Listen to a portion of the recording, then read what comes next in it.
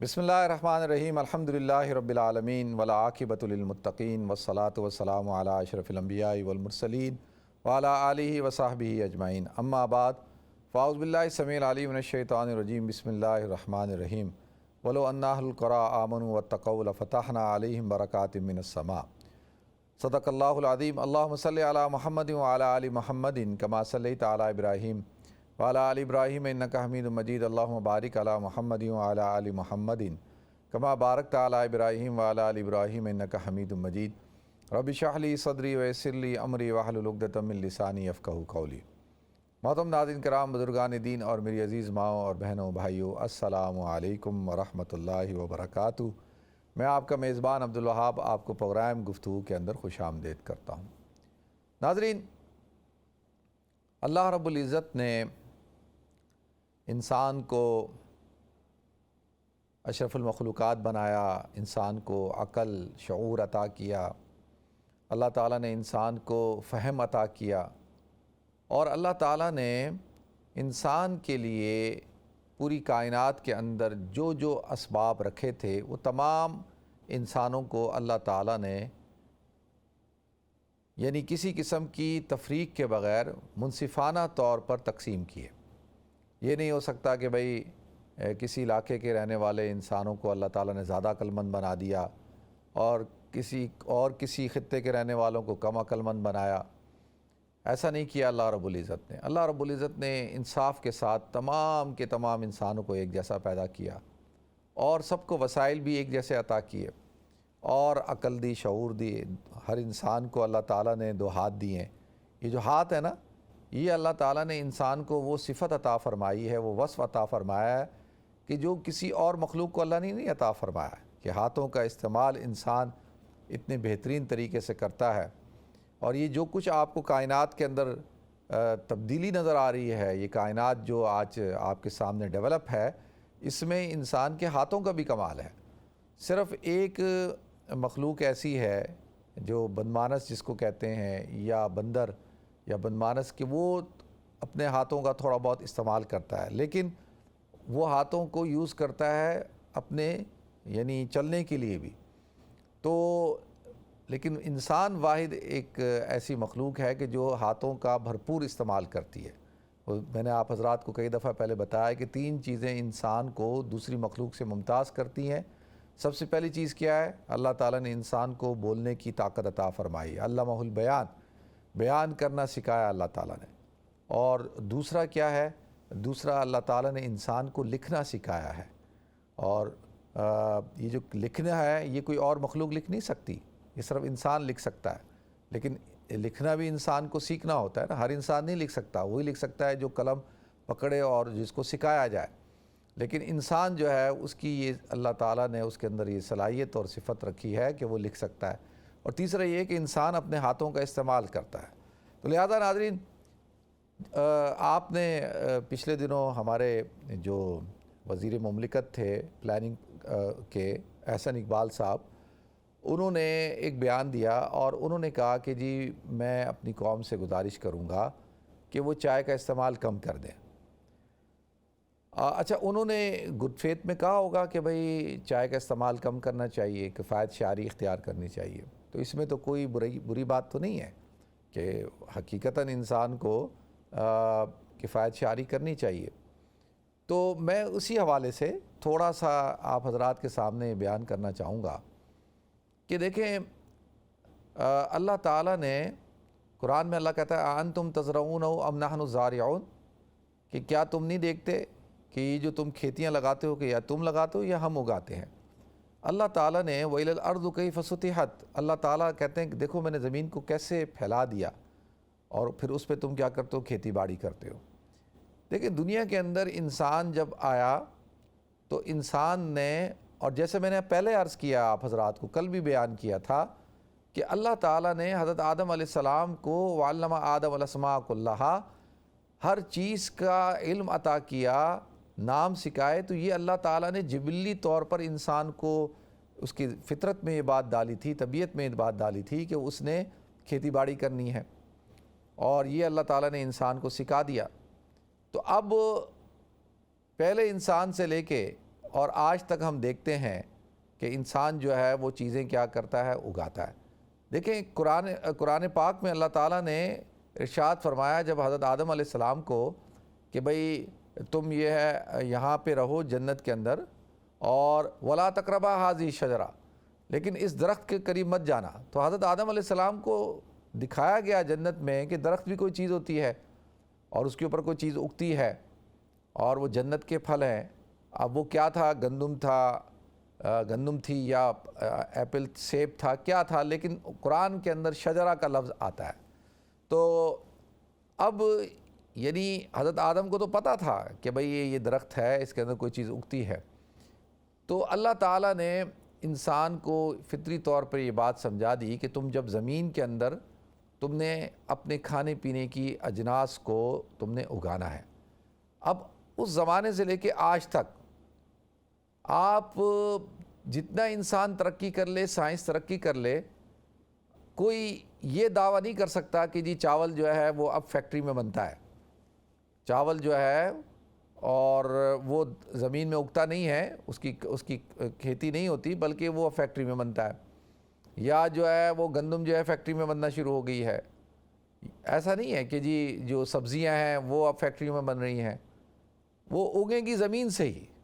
ہاں، ٹیکنالوجی کا استعمال ہوگا، اور آج کل جو ہے وہ مشینری کا استعمال ہوتا ہے، اور پہلے انسان خود کام کرتا تھا۔ آج بھی بہت ساری دنیا کے ملکوں میں لوگ خود سے کھیتی باڑی کرتے ہیں۔ تو لہذا دیکھیں آپ کہ اللہ تعالیٰ نے زمین کو پھیلایا، زمین کو نرم کیا، اور انسان کے لیے اس کو مسخر کیا، انسان کو سکھا دیا کہ تم نے اب اس کے اندر کیا کرنا ہے، محنت کرنی ہے، بیج بونا ہے، اور تم نے جو ہے اپنی جو ضرورت ہے تمہاری کھانے پینے کی، اس ضرورت کو تم نے پورا کرنا ہے۔ اب دیکھیں پہلے کیا ہوتا تھا، یہ تو پہلے تو کرنسیاں نہیں ہوتی تھی نا، آج سے 150 سال پہلے کوئی کرنسی تھوڑی ہوتی تھی۔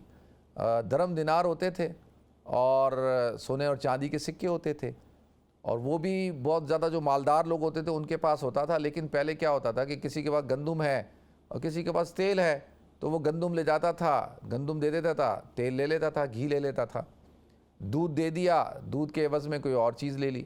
تو اسی طریقے سے نظام زندگی جو ہے وہ چلتا تھا۔ تو اللہ تعالیٰ نے اب دیکھیں پوری دنیا کے اندر جو ہے وہ اس وقت جو زرعی ملک ہیں وہ خوشحال ملک ہوتے ہیں، اور کیونکہ وہ خود کفیل ہوتے ہیں، یعنی کم سے کم خوراک کے اعتبار سے تو خود کفیل ہوتے ہیں نا۔ اب اللہ تعالیٰ نے ہم مسلمانوں کو بہترین زمین بھی عطا فرمائی۔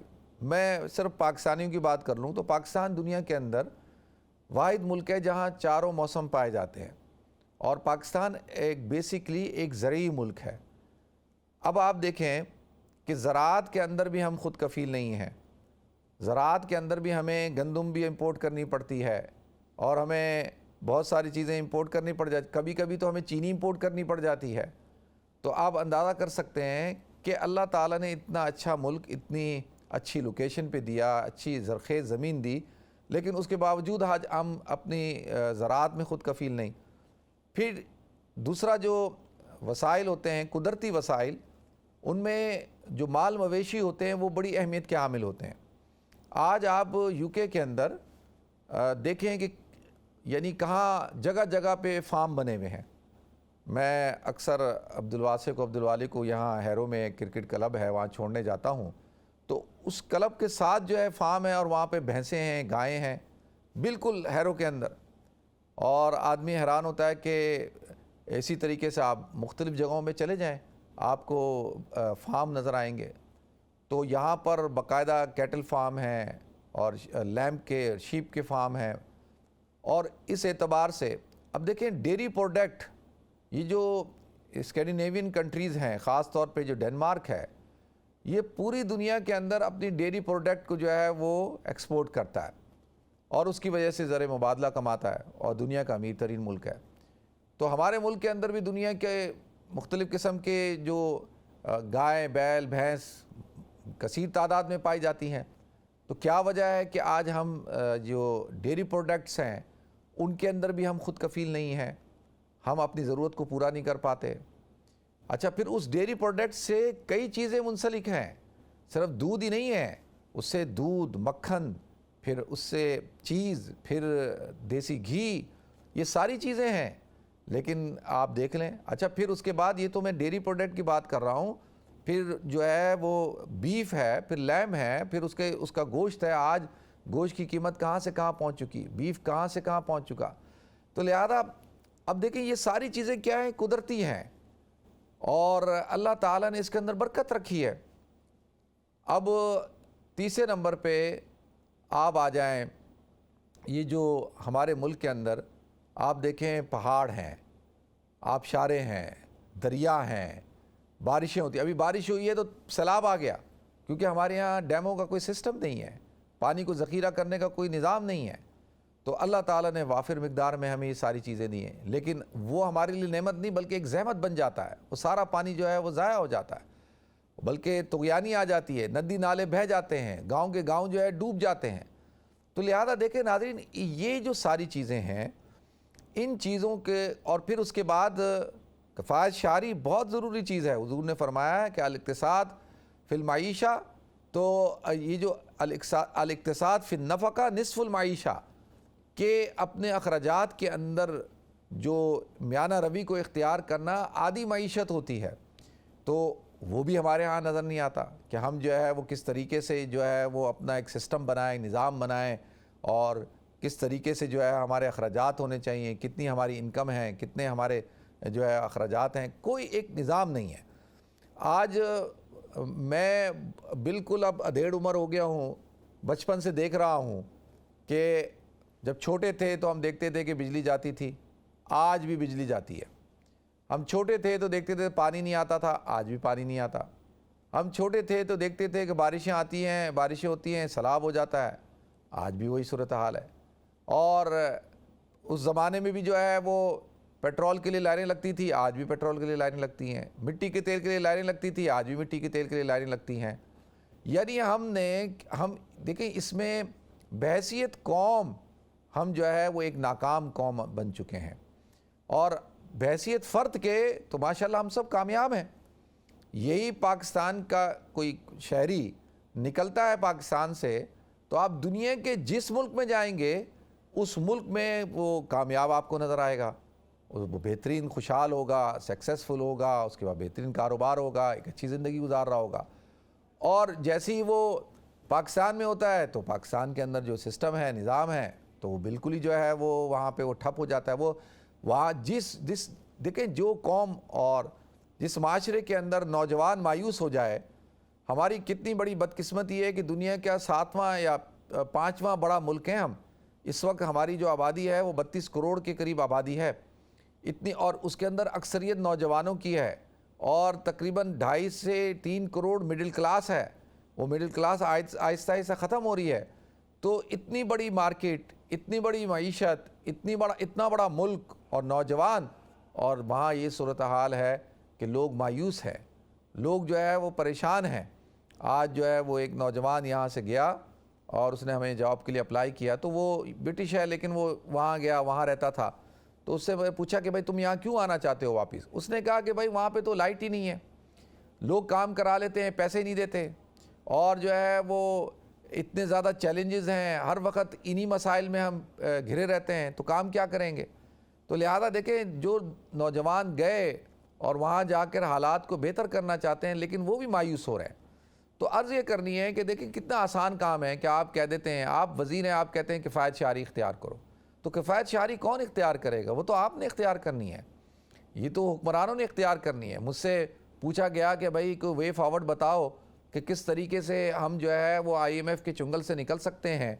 دیکھیں ہمارے ملک کا نظام تک ایک ایک چیز جو ہے وہ IMF طے کرتی ہے، اور وہ آپ کو ڈکٹیٹ کرتی ہے کہ پیٹرول کی پرائس کیا ہونی چاہیے، ٹیکس کتنا، ریونیو کیسے جنریٹ کرنا ہے، ٹیکس کتنا لگانا ہے، اور کس کی کیا جو اشیاء خرد و نوش ہیں ان کی کیا قیمتیں ہونی چاہیے. ہر چیز تو وہ ڈیٹیکٹ کرتی ہے، اور ہمارے پاس جو ہے وہ پیسے نہیں ہیں. ہم کہتے ہیں کہ جی پیسے نہیں ہوں گے تو ہم ڈیفالٹ کر جائیں گے، اور ہم یہ کہتے ہیں کہ ہم دنیا کی جو ہے بہت بڑی طاقت ہیں، ہم ایٹمی پاور ہیں. تو میں یہ کہتا ہوں کہ جو قوم ایٹمی پاور بن سکتی ہے تو وہ معاشی پاور کیوں نہیں بن سکتی؟ اس کے اندر جو ہے وہ کیوں نہیں ہمارے ملک کے اندر جو ہے وہ ہم خود کفیل ہو سکتے.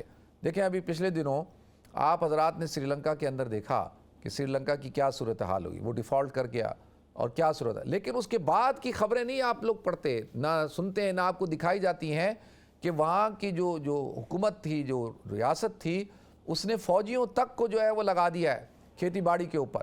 ہر بندے کو جس کے پاس تھوڑی سی بھی زمین ہے اس کو پابند کیا ہے کہ تم نے جو ہے وہ کھیتی باڑی کرنی ہے. ہمارے ہاں زمینوں کی زمینیں جو ہیں وہ ویران پڑی ہوئی ہیں, بنجر پڑی ہوئی ہیں.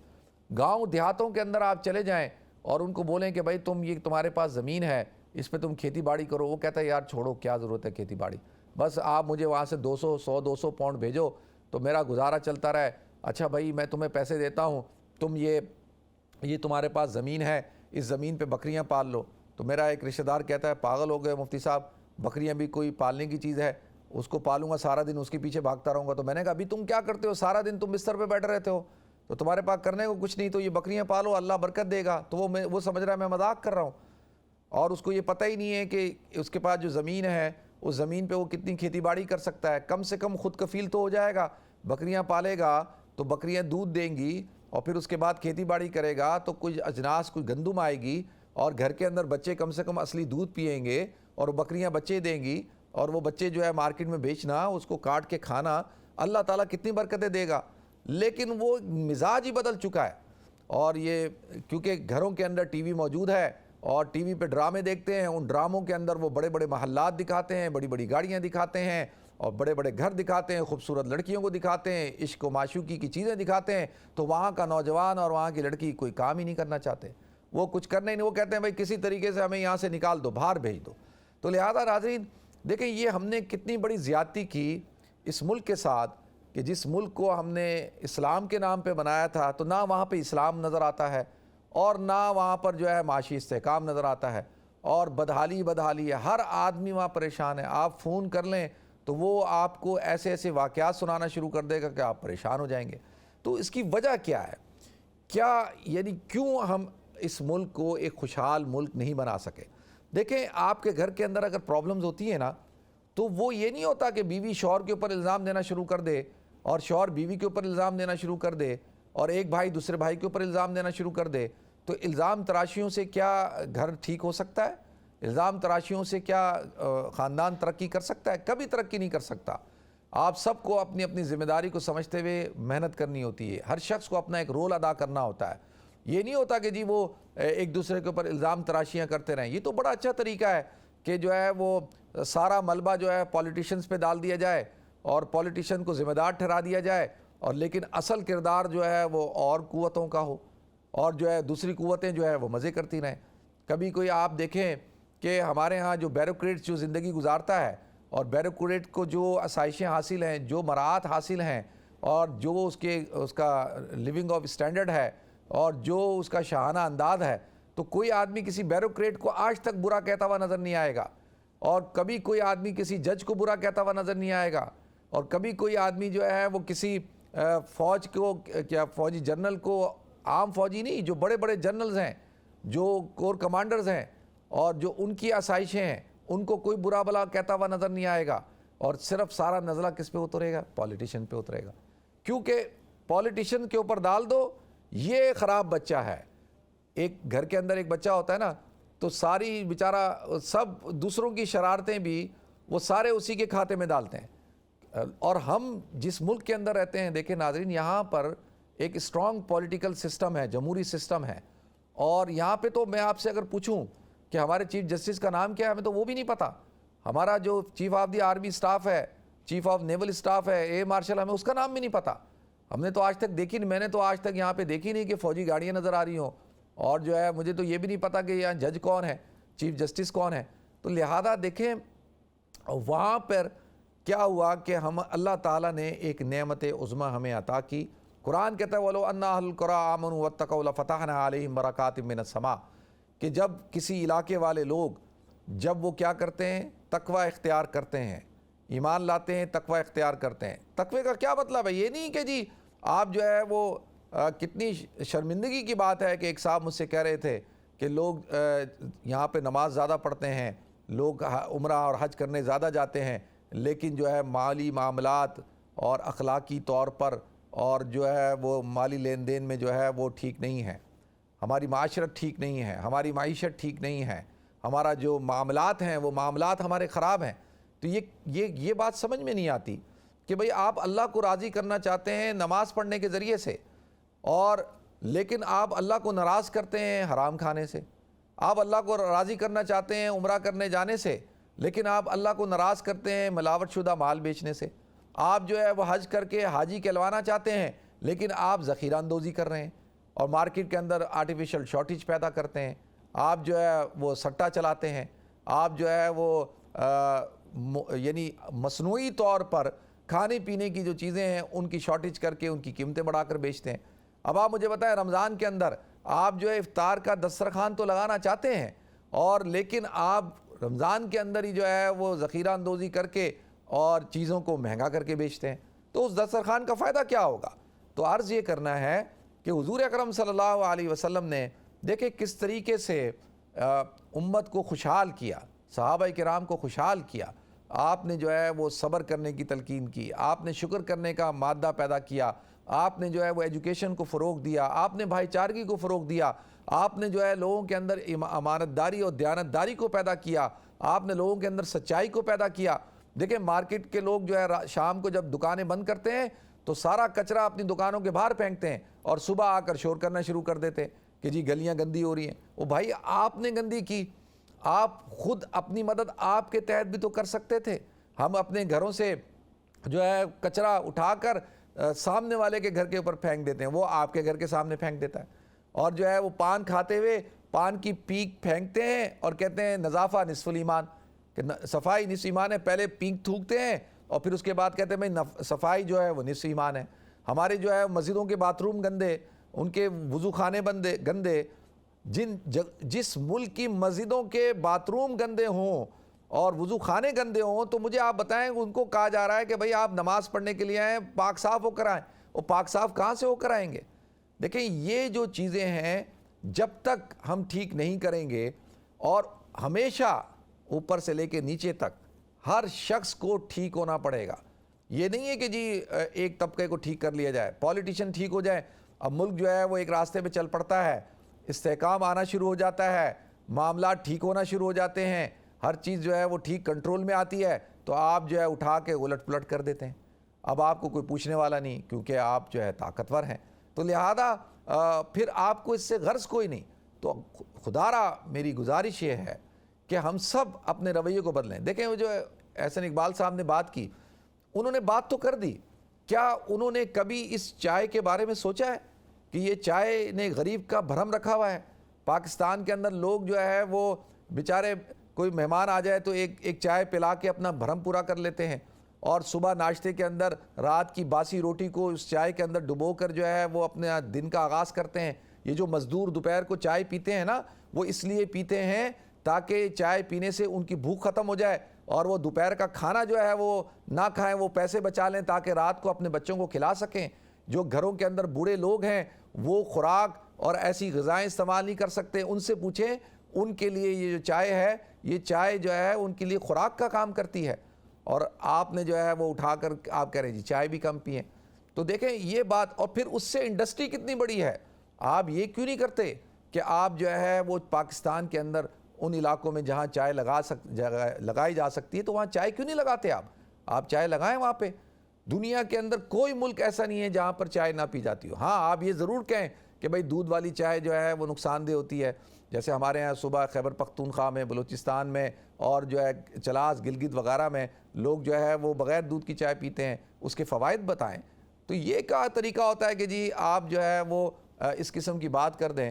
کفایت شاری کرنی چاہیے، لیکن اس کا بھی طریقہ کار ہوتا ہے، اور اس سے بھی دیکھنا ہے کہ کتنے لوگ اس سے وابستہ ہیں، کہ کراچی کے اندر پورے پاکستان میں چھوٹے چھوٹے کھوکے لوگوں نے بنائے ہوئے ہیں، لوگ کاروبار کرتے ہیں، کتنے لوگ اس کاروبار سے جو ہے منسلک ہیں۔ تو لہذا ناظرین، جب قوموں پر زوال آتا ہے نا، تو اللہ تعالیٰ ان کے جو بڑے لوگ ہوتے ہیں نا، جو سوچنے والے لوگ ہوتے ہیں، وہ سیلفش ہو جاتے ہیں اور وہ صرف اپنی ذات کے بارے میں سوچتے ہیں، تو لہذا پھر قومیں برباد ہو جاتی ہیں، ملک بھی برباد ہو جاتے ہیں، اور افراد کامیاب ہو جائیں تو ان کی انفرادی کامیابی ہوتی ہے وہ۔ اللہ تعالیٰ ہمیں سمجھ عطا فرمائے، اللہ تعالیٰ ہم سب کو عمل کرنے کی توفیق عطا فرمائے۔